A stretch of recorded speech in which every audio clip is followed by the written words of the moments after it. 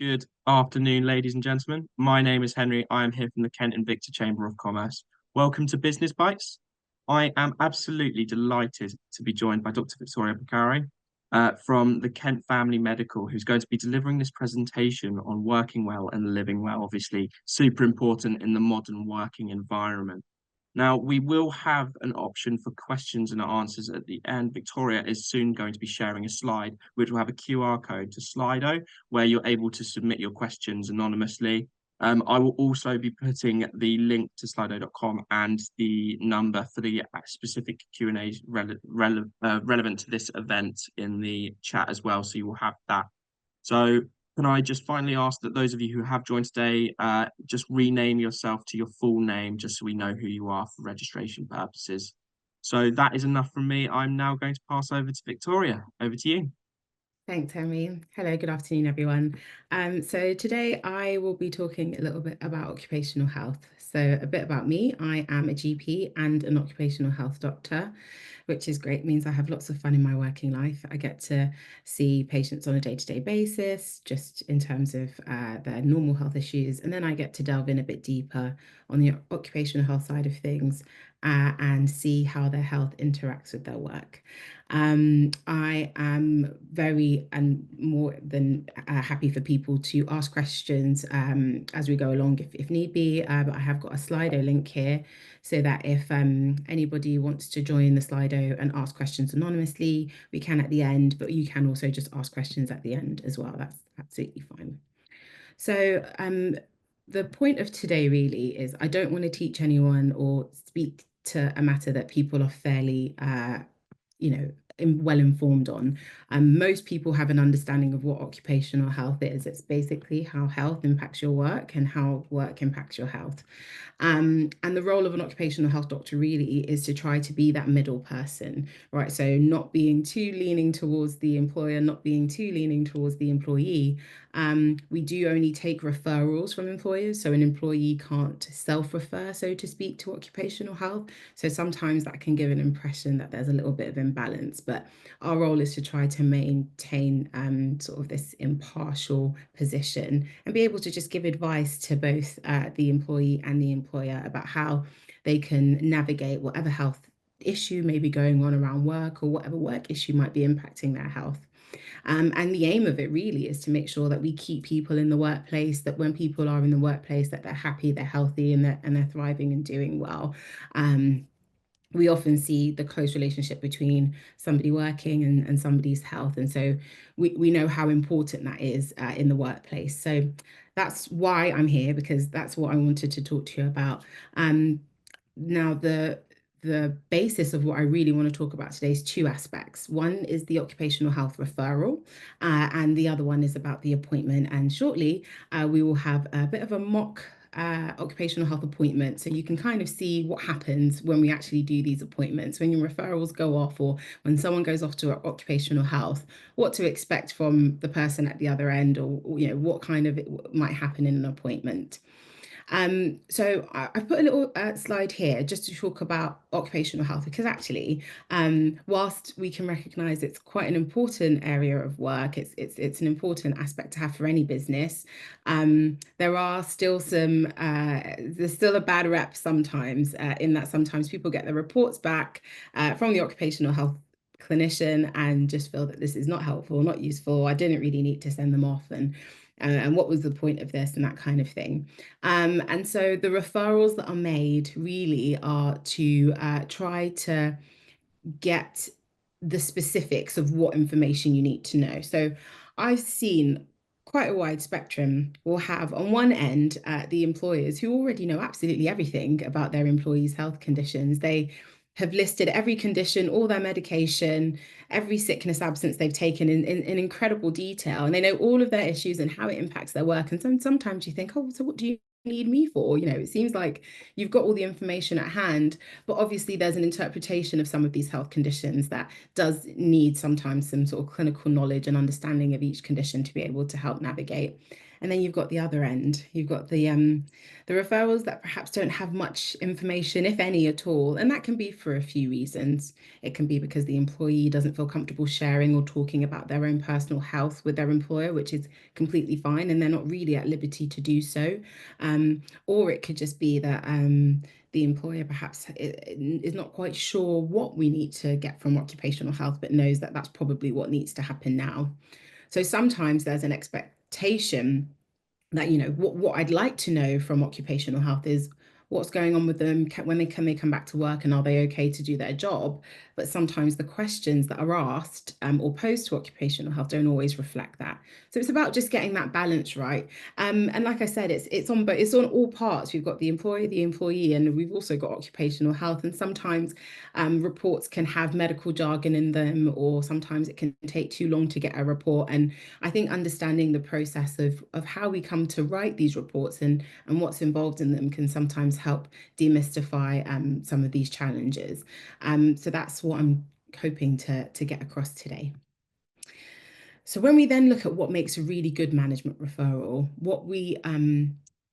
I think that the main thing is actually the fourth bullet point here is, what is the question? Having a clear question.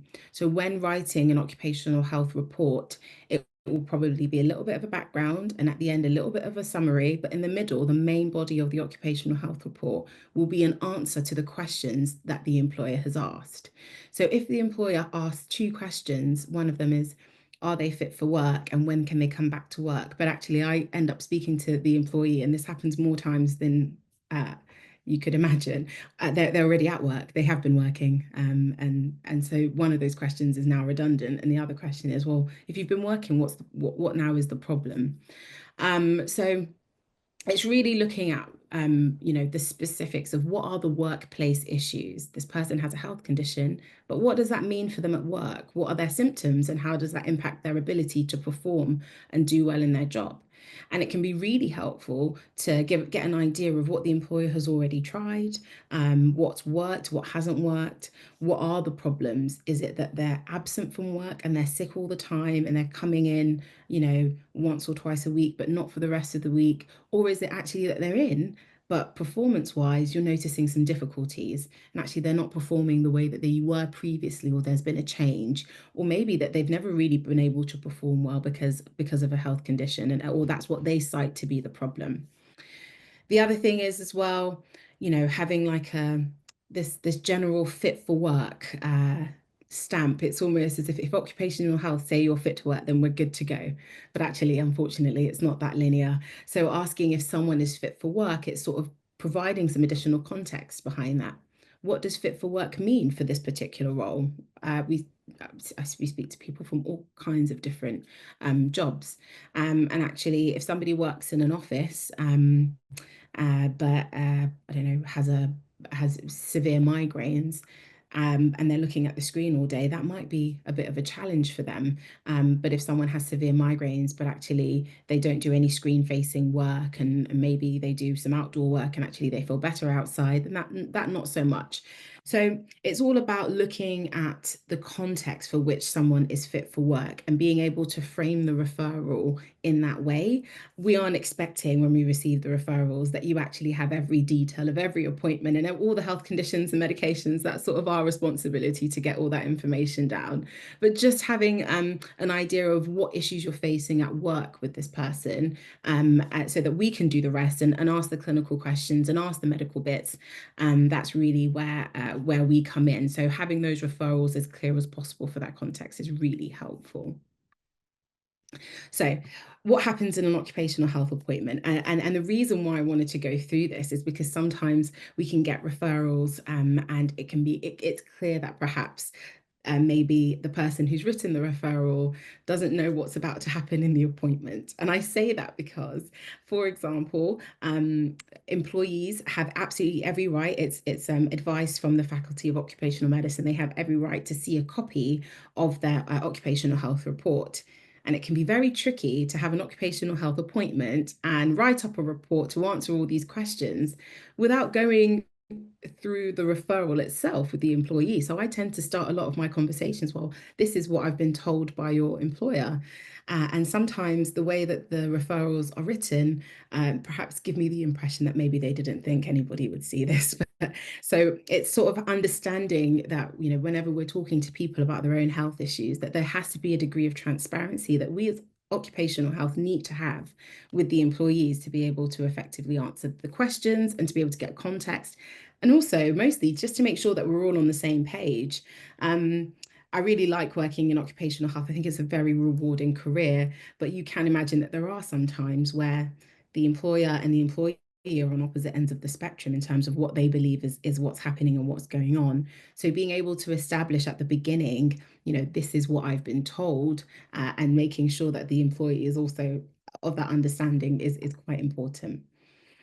And then, so in terms of just the general process, again, I don't want to go through things that people may already know, but we always have to get verbal consent, even if they've turned up physically for the appointment and are in front of me. They're sitting there and ready to go for the appointment. You could assume that yes, they've given consent. They're here. Of course they have, but actually. It does happen where people don't really understand why they're there, or they don't really understand what being there means. So when I take consent, I'll explain that, your employer has made a referral, go through a bit of the referral with them and explain that I have to write a report to send back to your employer because they've asked some questions. And then I also, in sort of the introductory piece about consent, talk about confidentiality, because I'm still a doctor and doctor-patient confidentiality still does apply in occupational health. So if there are any aspects of the conversation that they don't feel they want those specific details shared with their employer, then I'm not at liberty to share unless I feel that they might be a harm to themselves or to their employers. Even then, there's a way that these things can be written to try to get across that message. But it's important that the employee feels comfortable sharing whatever it is going on, and can speak freely to help me be able to answer the questions properly and write up the report. Then we'll discuss their symptoms, how it impacts work, what possible adjustments can be advised, and the way that the report is going to be framed, and I'm hoping we'll sort of get an idea of like how I might come about explaining and discussing these things with the employees will be around the person's job, right? So it's not, if they've been, for example, the example I always give to everyone when we talk about confidentiality is about mood.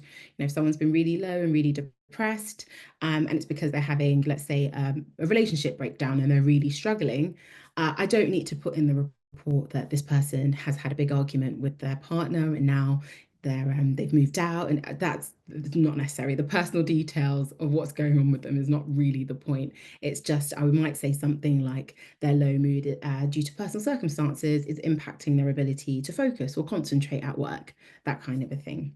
And like mentioned before, all employees will have access to preview the report. And sometimes this can be where the delay is, because sometimes the employee might receive the report and feel uncomfortable about sharing it with their employer for whatever reason. Sometimes they refuse to give consent to have the report released, or they might just take a little bit longer to come back and say, yes, I'm happy for you to share with my employer. So it can really depend, but we always do give them the option. Some people say, I don't need to see it, you can just go ahead and send it. And in those instances, it tends to work out pretty well for everyone. But I know that in my appointments, I will always try to give the employee an idea of what I'll be writing in the report, because that leads to a lot less contention, a lot less problems. People have an idea when they read the report and it's what we've discussed, they're more happy to then consent and release it. So I just wanted to talk briefly about the Equality Act, because the Equality Act tends to be one of the most sort of recurring questions that we get in occupational health. So the Equality Act is basically an act that determines whether somebody is considered as disabled. And so sometimes I get a question well, not sometimes, but fairly often we get questions such as, does this person, in the opinion of occupational health, fall under the Equality Act?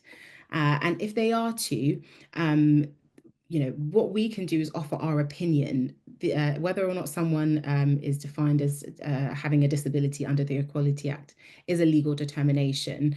So we can offer an opinion to say, yes, it's likely they are, or I don't think they might be in this case. But there are four main factors that sort of determine this. And that's whether or not they have a physical or mental impairment. That's long term. Long term is defined as 12 months. It has a substantial effect on their ability to perform their activities of daily living. So can they, can they take care of themselves? Can they get into the shower? Can they, take the dog for a walk, do some grocery shopping, that kind of thing? Their normal day-to-day activities, can they still function that way? There are some conditions like cancer, epilepsy that are automatically under the Equality Act. And all of this means really is that the employer then has a due responsibility to make reasonable adjustments for this person in the workplace. Right, so one of my colleagues, Nicole, is on this call with us, and she's going to simulate basically what it's like when an employee comes for an occupational health appointment, so that you can just get an idea of, in practice, what actually happens in the room and what are the outputs of that. So we'll try to be quick. We did practice earlier and we were going on for a little while, so we'll try and be brief in our assessment of it. So this will be the management referral that I've received. So the management referral says that Nicole is is a customer service worker. She's had 3 months of stress type symptoms, sleep issues, headaches, and poor focus. Recently off sick and anxious about returning. And then I have 3 questions here that they've asked me to answer. Is she fit for work? Do we need any adjustments to get her back to work? And will she provide reliable service in the future? So Nicole, if you'd be happy to join me, we can start the occupational health appointment now. So hello, my name is Dr. Bakare, and you've been referred to occupational health because your employer has some questions about your health and how it relates to your work. Can you tell me a bit about your job and what you do?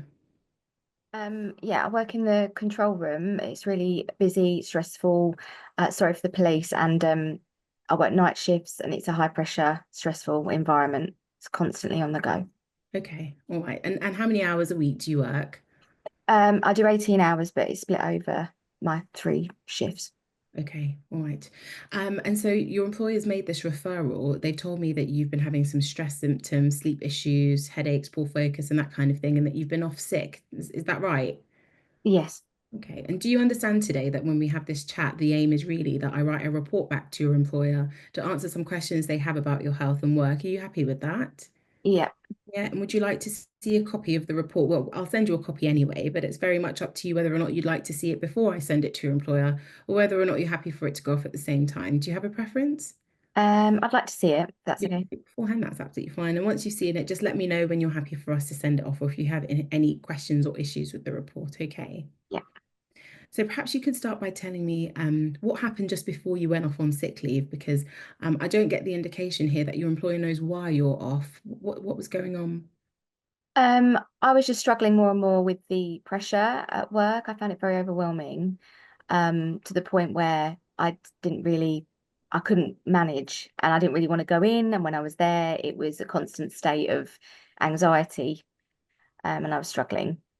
Okay, all right. I'm sorry to hear that. And so you've been off for the last few weeks, is it? Yes. As a result, okay. What kind of symptoms have you been experiencing?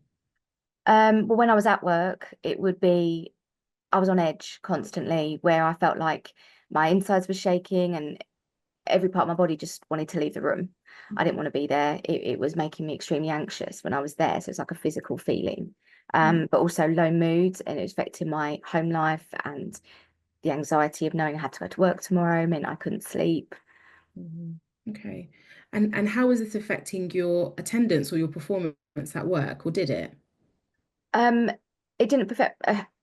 I felt like I was struggling, but obviously I tried to carry on as normal. I've not been made aware that it was affecting my performance. Okay, okay. And what about attendance? Have you been off sick for this type of issue before? Not before this occasion, no. Okay. And have you been to see your doctor in this time? Have you had any therapy, any medication, anything at all? I went to see my doctor because I needed to be signed off. But he didn't offer me any medication or anything. Okay. And is there a plan to see them again? I think I might go back if it persists. Yeah. They did say to do that if it didn't help having the time off. Okay. And how do you feel about going back to work now? Anxious and worried about it. I feel like it's just going to be a vicious cycle where it doesn't get any better. Mm. And if we could put some things in place before you go back to work to try to make that transition a bit easier, do you think that would help? Yeah, definitely.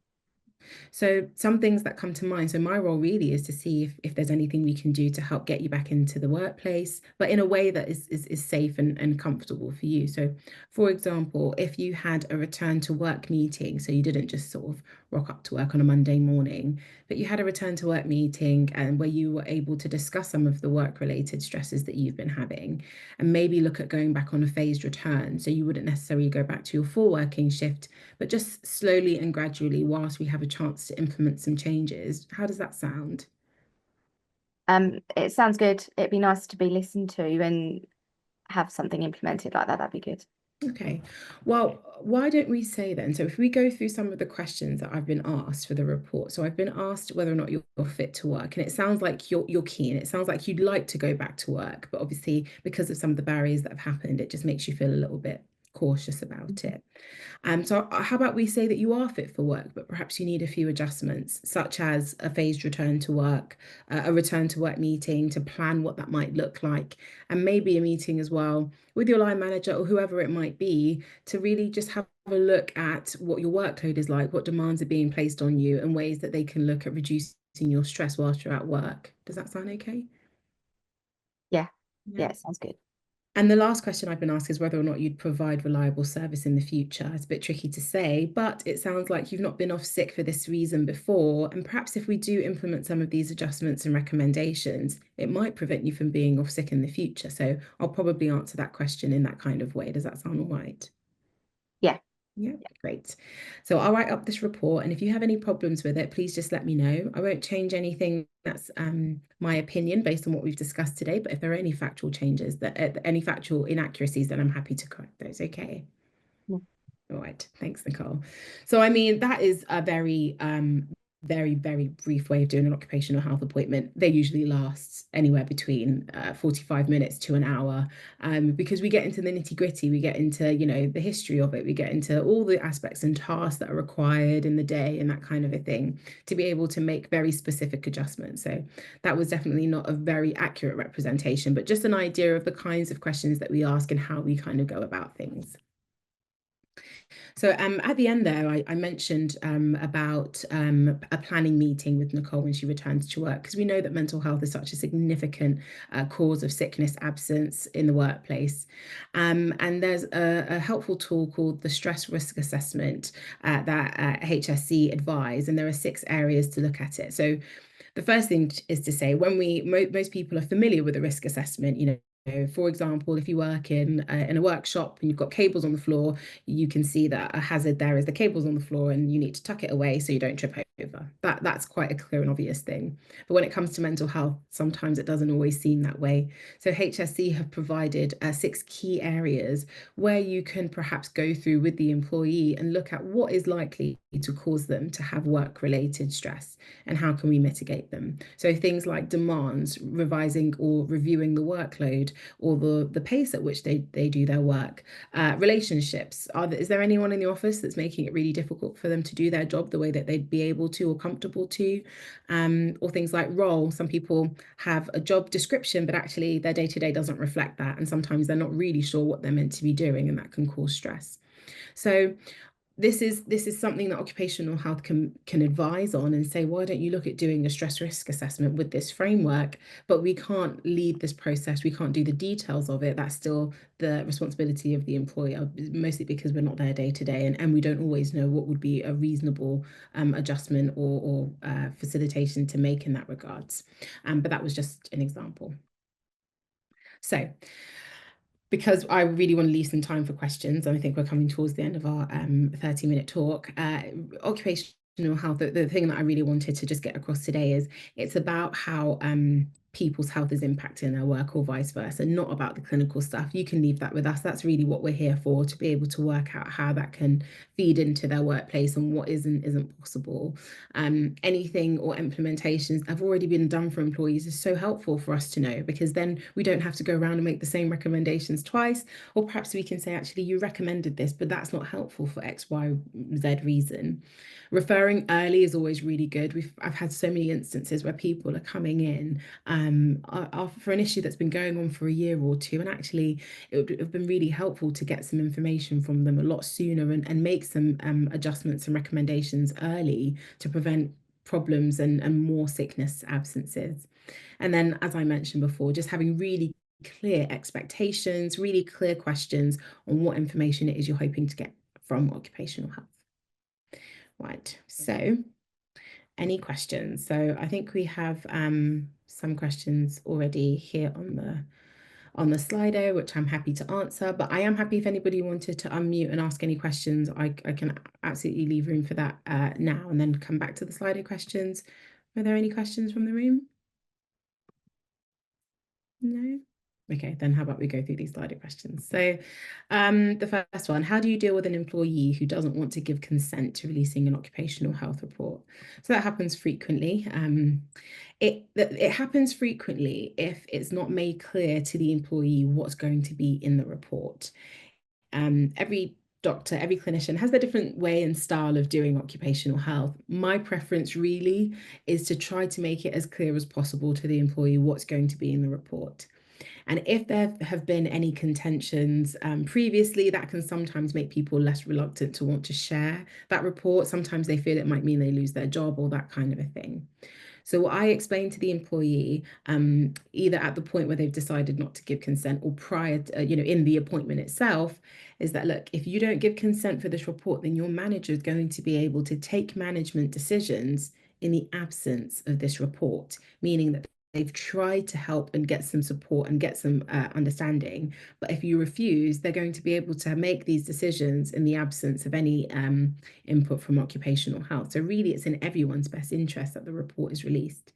And then if that's not sufficient, having a follow-up conversation. What are the issues with the report? What aspects don't you want to be shared? Can we rewrite this in a way that makes you feel comfortable is also an alternative option. So there is room. It doesn't have to be all or nothing. And the next question, has the shift to remote and hybrid working impacted occupational health? And what can be put in place to ensure remote staff are being looked after well?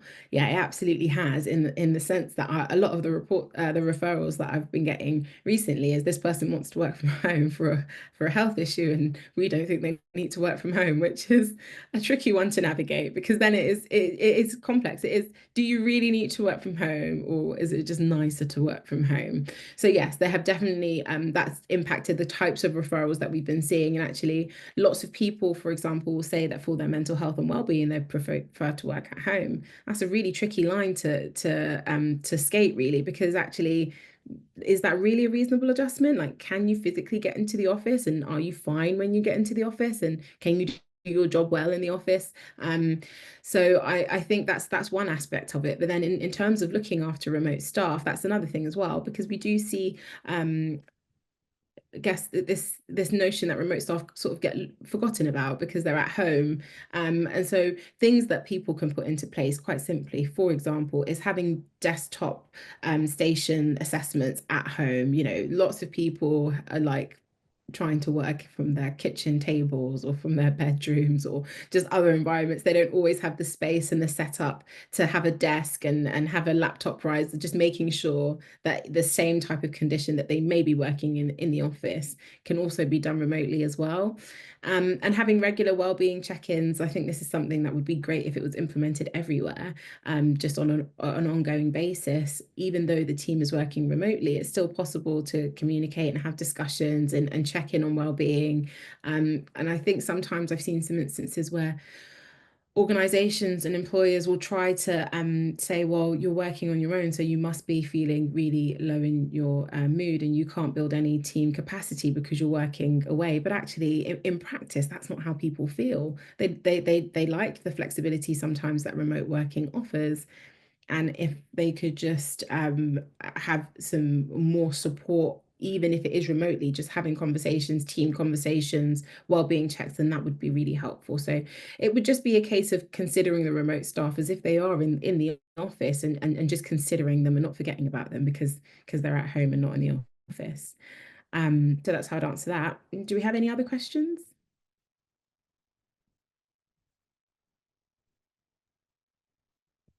Hi, I was just going to ask, how long would you recommend leaving it until going to occupational health? Well, I think it depends on the scenario. I would always say if occupational health is a question, it might be a good time to make the referral. Because if you're thinking, something is brewing, it might be easier to make the referral then, and then you can always have follow-ups later. So, for example, I often see people who I can give an example of a recent one. I've seen someone who has had a recent diagnosis of a chronic condition, quite a life impacting one, and still really in the early stages of the condition. But the employer, not he's not necessarily symptomatic, but his employer doesn't actually really know how to navigate this for his particular job role, because he works in quite a specific environment that means he needs to be able to, handle tools and machinery and things like that. And they're not a bit sure what this condition means.